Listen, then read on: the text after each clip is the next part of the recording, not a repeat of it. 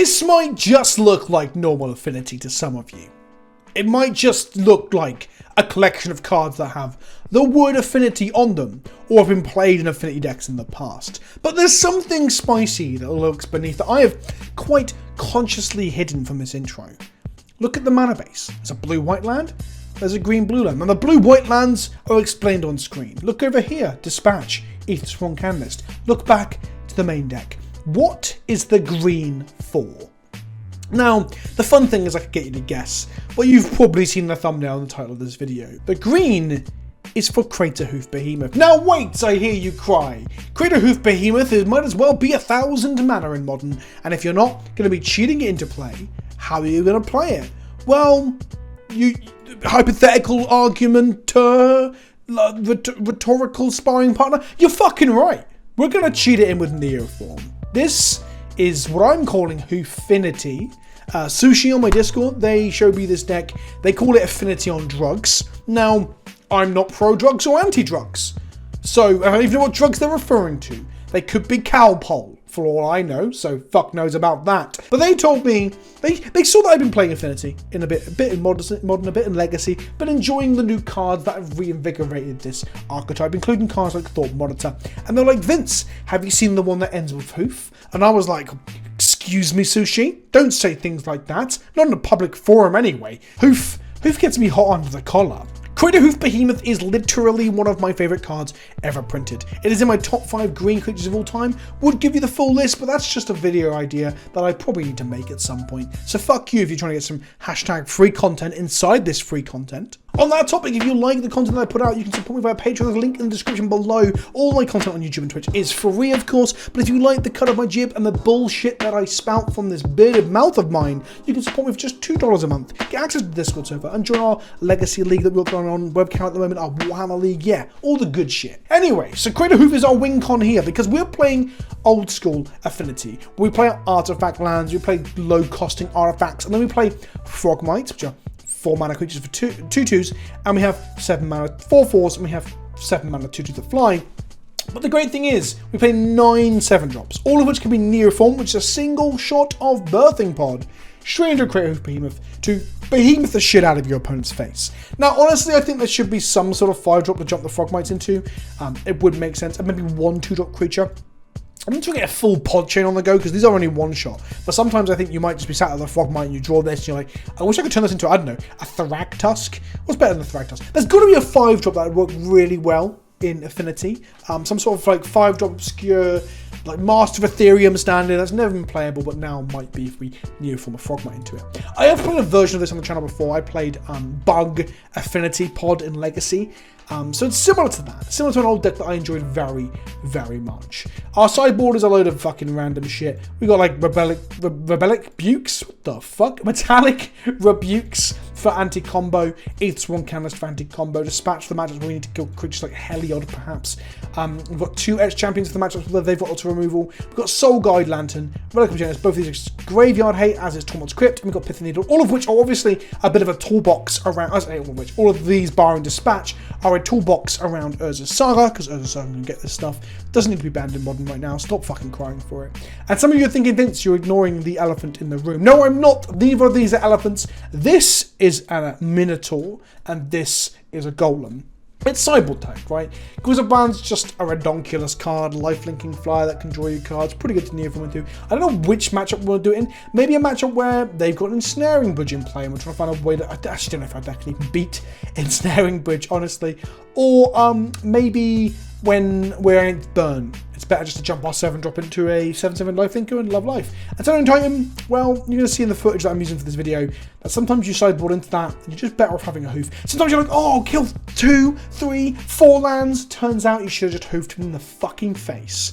Anyway, hope you enjoyed the video. Smash that like button, smash that bell. And before we jump into the gameplay, don't forget this video is brought to you by channelfireball.com.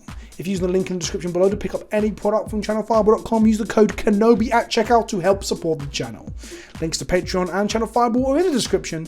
With that out of the way, let's smash some fucking hoofs into some unsuspecting opponents.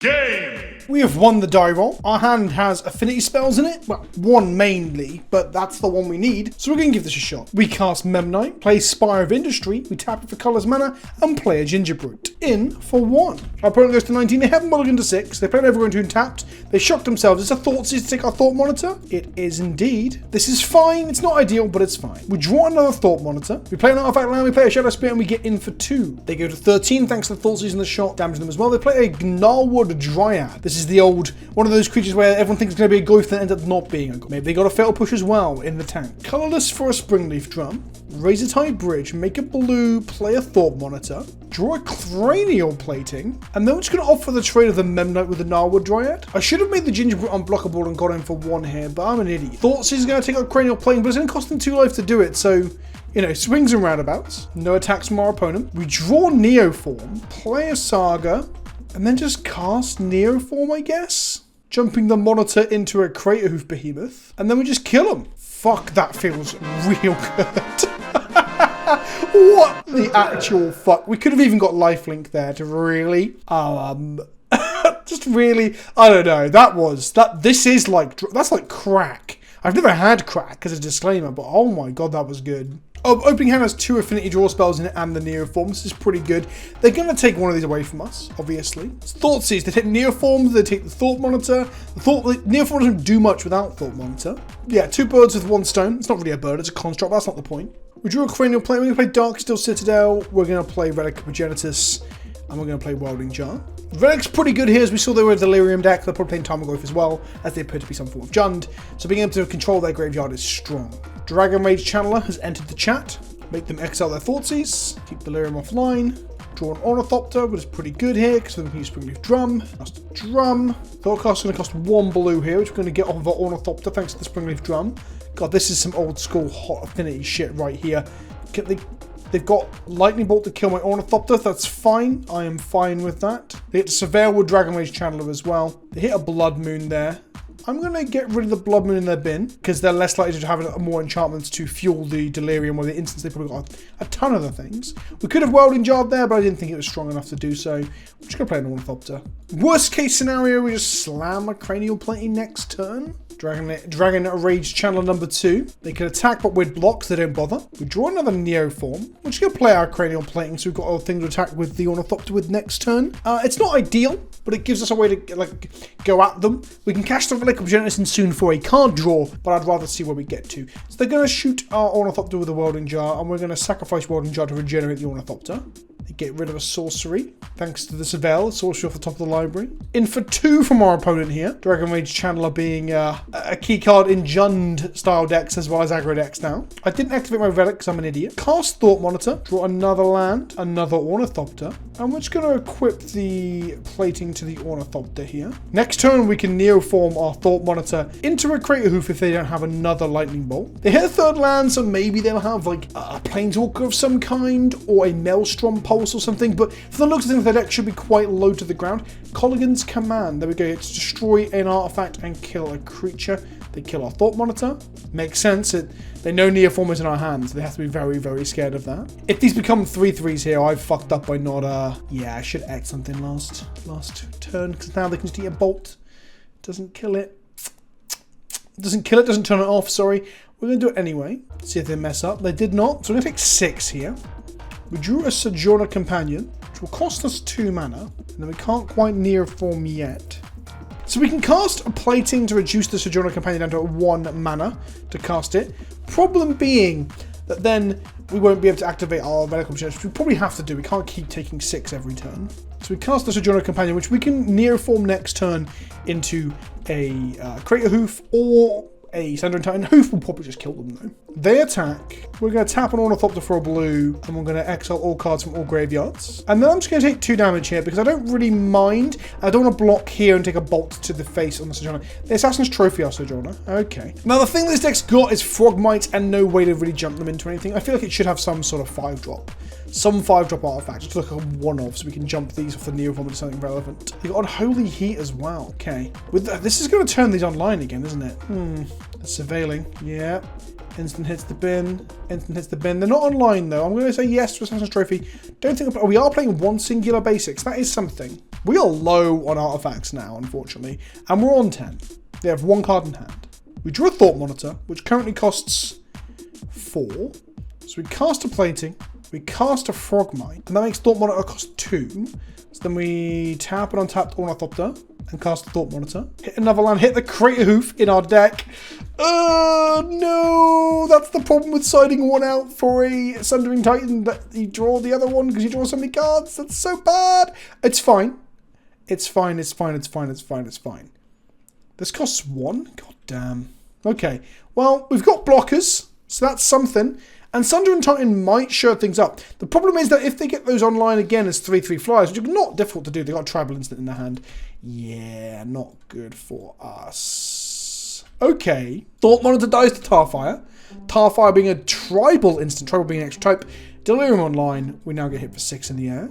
Time will go from the ground. Doesn't even mean we can slap through the cranial plating here. So we take 6. So we drew a Memnite, which we can Neoform into a Ginger Brute if I hadn't cut it. I cut it to play more Graveyard Hate. Whoopsie. We cast a Memnite. I mean, we aren't dead if they don't draw any damage, right? That's the thing. Because we've got a blocker in the air. Neoform the Sojourner. Get a Sundering Titan. When it ends the battlefield, we've got to blow up some lands. We're going to blow up a swamp, forest, sorry, a mountain, a forest, and an island. And then we're going to equip this to our Ornithopter so it will kill one of theirs in combat. Aye. Okay. No attacks, evidently. What an interesting game of Magic this is. There's a Croakster in their bin, but they have no mana. So they just attack twice and hope I die? That's their only option, right? Well, they have to. The attack each turn available as well. So we get a block, so we trade an Ornithopter for this. We have to draw another Ornithopter to not die here. Or Shadow Spear, I guess, to make the Sundering Titan lethal. Shadow Spear keeps us in the game. We drew another Springleaf Drum, which doesn't get us there. We're going to cast the Springleaf Drum. And then we skip it up. We have no wins, we have no outs, we have no ways to win there. Very close game, very fun game. So if this was just another Hoof, we would have just won. So I think changing Titan to Hoof was just fucking bad. Shadow Spear's pretty good at racing them. I don't think I should have cut that either. Yeah, we're going to keep this with the power of an Urza's Saga and how strong that is for enabling our Thought Monitors down the line. And of course, they can also they can Thoughtseize one Thought Monitor, but they can't Thoughtseize. Well, they can't Thoughtseize both over 2 turns, but it's unlikely they will. Saga finding us Delirium killer stuff is pretty strong too. So we make a mana here and play a Shadow Spit. Foothills from our opponent. No hand attack, nothing else. Interesting. Saga ticks up. We play a bridge, and we just play a drum. And the next turn with the trigger on the stat, we're going to make a body off of it. The hand must be like a ton of removal. Oh, I'm an idiot. We should have played this turn. Yeah, that was a punt. Comment section. Should have played this in turn 2. I don't have a mana to activate it here. We don't even get a thing out of it. Relic of Progenitus we grab. Darksteel Citadel. And we cast our first Thought Monitor, which will die. And then we're going to tap this for blue, tap this, and cast another one. They can't kill both of them, surely. We've drawn our first Craterhoof, which is a bit... I hope we don't draw the second one. That would be rough. Collins Command kills both, obviously. So we're going to exile a card from their graveyard, lose both Thought Monitors, and untap. Maybe... Oh no, putting Shadow Spear on one wouldn't have saved it, because they just destroy that one. We cast Frogmite, we cast Thought Monitor, we cast Frogmite. We then are going to equip the Shadow Spear to the Thought Monitor. Makes it not K-commandable, but it can still be bolted. They didn't play anything, so their hand must be just full of removal. K-command again, they're going to destroy this and make us discard a card. Going to make them exile a card from the graveyard again. And we'll discard the Razor-Tide Bridge. Play a Saga, play a Plating, equip a Plating, and then we just get in for 9-10. Seems good. No, sorry, 14. Math is really hard, especially when you're playing. Actually, all jokes aside, I know I joke that math is hard, but this is the deck where math gets hard. This and Dice Factory, right? They're the decks where you just don't want to, fuck with the numbers. Well, you gotta fuck with the numbers. It's like a necessity. They Tarfire our Frogmite, which means they must have a secondary move as well with the scoop up. So they're gonna have a push or a, well, it's not gonna be a push. It's gonna be abrupt decay or similar here. We trigger Urza's Saga. We equip Frogmite for 1. We go to combat and attack. And the good thing is that Saga's going to make us a body here and another body next turn, because I haven't punted it this time. And we've got Saga fetching us a body. So Assassin's Trophy is going to go find us... God, we're going to have Craterhoof mana if we're not careful. Our island. We actually have 1, 2, 3, 4, 5, 6, 7 mana next turn. If we draw a land and untap mana source, we actually get to kill them, which is nice. Well, no, we'll lose the Saga from mana actually, so no, we won't. Blood Moon, interesting. We're going to create a artifact in response to, which is a 10/10. They make a Blood Moon. We lose Saga because that's how that works. And then they scoop it up because it's a 10/10.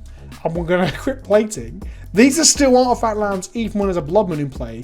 So it's going to be a 10, 11, 12, 13, 14, 15, 16, 17, 18, 19, 20. We can make it a 21. We can make it a 32, 32 if we play the second plane. Or 33, 32, 30. I don't know. Someone else will do the fucking maths. I hope you've enjoyed this quick foray into Affinity. Yeah, it's a sick fucking deck. Smash that like button, let me know what you think in the comment section below. Don't forget to subscribe if you haven't already. I've been PintuMTG on the internet, and I'll see you all soon. Ta-ta for now.